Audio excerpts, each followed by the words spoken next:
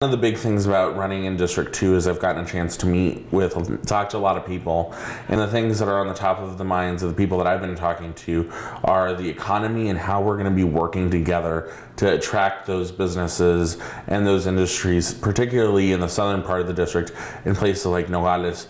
So one of the things that we need to do as policymakers is really make sure we're investing in infrastructure.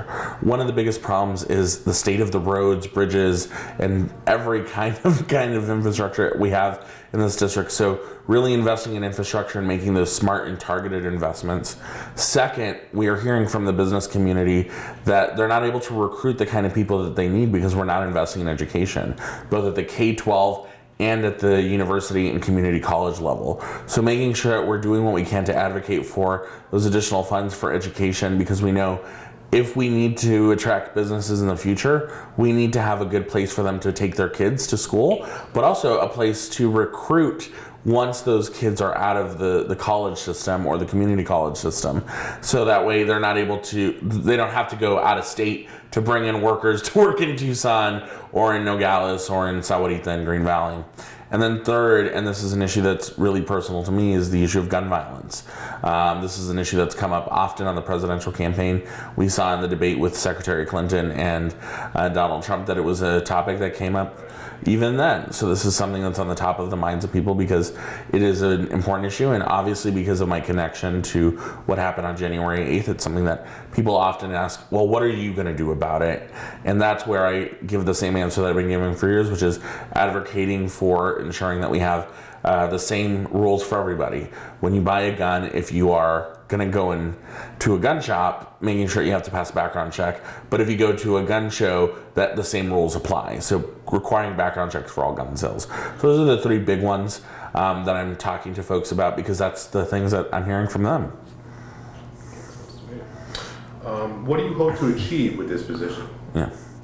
I'm running for state representative because of a lot of reasons. I've been on the Sunnyside School Board for the last 5 years, and I've really worked diligently to try and improve things there. And one of the things that I'd like to do at the legislature is really kind of go there, not with the expectation of passing a ton of legislation, because as a Democrat in the minority in the legislature, I know it's not going to happen right away, but I want to start rebuilding relationships. And I really want to advocate for the people that live in Southern Arizona, because one of the things that I know is I'm an effective relationship builder.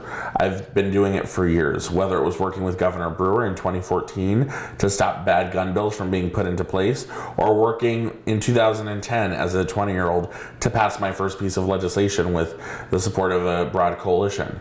I know how to build things, I know how to get things done, and I want to take that to the Capitol, because we are seeing such toxic relationships. We're seeing people who spend more time attacking each other than talking to each other, and that's the kind of thing that I want to change, because I know that's the kind of relationship building that can be done and needs to be done. We just need the right people up there doing it. You answered my second question, which was why are you running now? So yeah. Pretty much that. What bills do you plan on passing?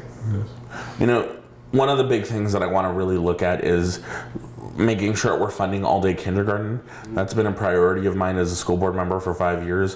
What most people don't know is all-day kindergarten is not funded by the state of Arizona. We only fund half-day kindergarten, which means that districts and localities are left to pick up the rest of the tab. So what I want to do is make sure that every child in Arizona is given the opportunity to attend kindergarten full day for several reasons. One, it allows us to start a strong foundation for those kids, because by the third grade, if you're not reading at level, you get held back.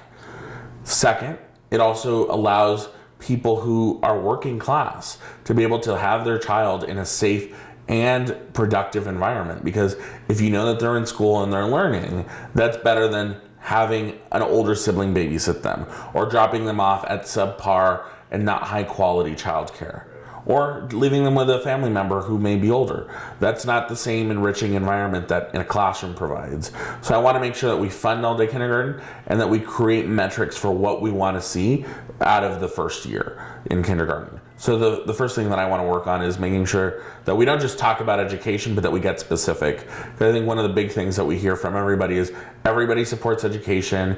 Every time there's an election, people will come in and say, I love education, I love teachers, I love kids, but what we need are specific. So funding all-day K, restoring funding to the 9th grade JTED programs to provide pathways for careers for kids once they start in high school. Not waiting until they're seniors to try and say, okay, now what do you want to do? But really giving them those opportunities from day one. And then finally, I think if one of the things that I've kind of had as a passion project for years is doing a state-based financial aid system for the universities. What most people don't know is Arizona is one of a handful of states that doesn't have a state-based financial aid system other than the Arizona Financial Aid Trust, where you have to pay into it to get money out of it, which means that if you are a poor kid who doesn't have money to go to college, you're relying on the institutional scholarships, which are very generous at places like the University of Arizona, but it shouldn't have to be on the backs of other students' tuition, and it shouldn't have to be on the backs of the institution. The state should be helping kids pay for college, because we know that if we keep them here, they will be long-term contributors to the state and also to our communities. Many voters are concerned about infrastructure, and Yeah. it looks like you pretty much explained that one, so I should have looked over that before I asked that question. No worries. It happens. Yeah. Apparently I do that a lot, where I may take a minute and 30 seconds to answer a question, but I get all three pieces. That's good, though. That's exactly what we want. Because then you can cut up and use whatever you need. Yeah. Exactly. Like this one, the Sunnyside School District recently increased its security. Do you think safety is becoming a big issue at schools now? Yeah.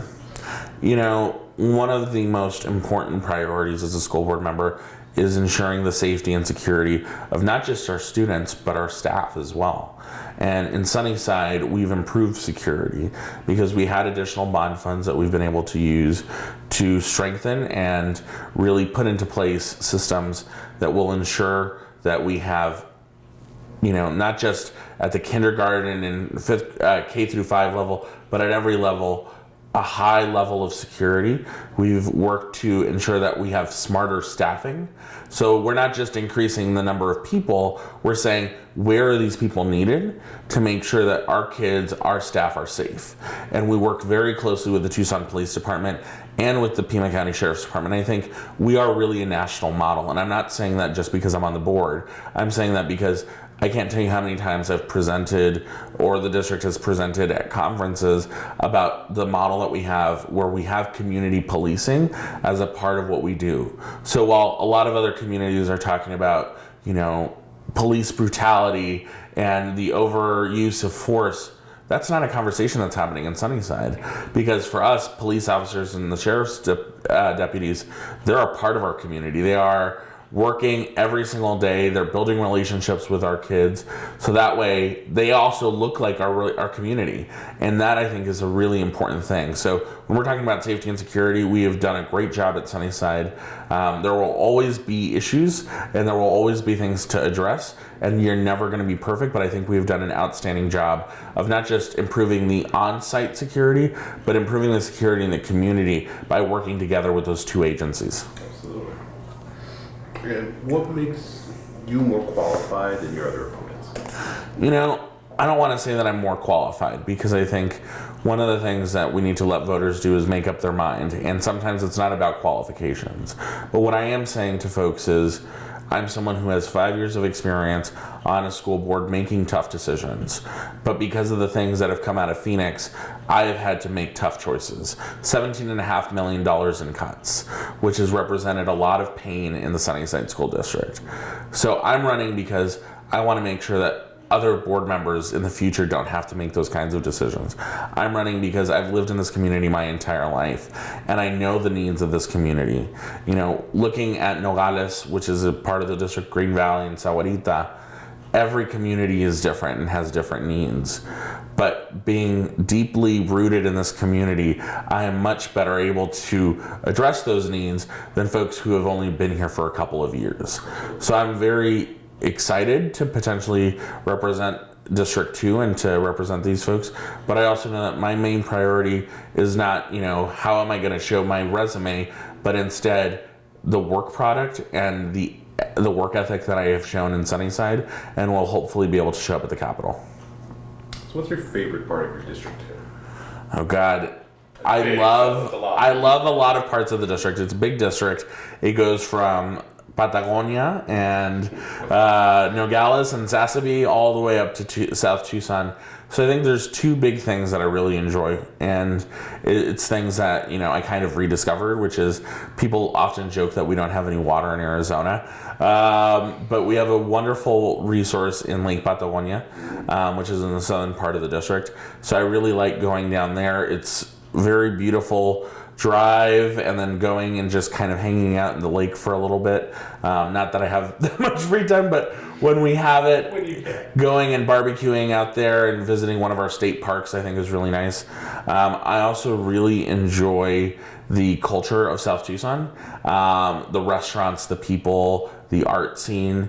So I think those two things are things that I really enjoy.